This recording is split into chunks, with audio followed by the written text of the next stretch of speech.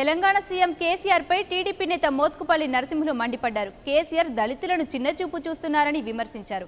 రాజయ్యకు ఇచ్చిన deputy CM పదవి 3 రోజులు ముచ్చటైందని, మొదటి నుంచి రాజయ్య విషయంలో కేసీఆర్ అవలంబిస్తున్న తీరు సరిగా లేదన్నారు.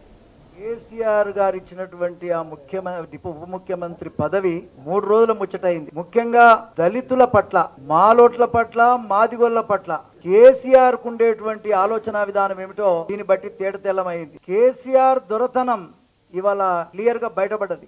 అసలు మాదిగొల్ల అంటేనే కేసీఆర్ కు ఒక చులకన భావం ఉన్నది.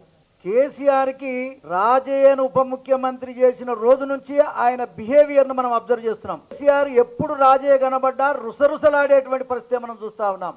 రాజయ్య ముఖం చూడటానికి కేసీఆర్ ఎందుకు మొదటి నుంచి కూడా మరి ఎందుకు ఇష్టపడటం లేదో అర్థం కాని ప్రశ్న. అసలు మాలమాదిగోళ్ళు అంటే అంటరాని వాళ్ళుగా చూస్తున్నటువంటి దురదృష్టకరమైనటువంటి పరిస్థితి కేసీఆర్ దని సందర్భంగానే తెలియజేస్తాం.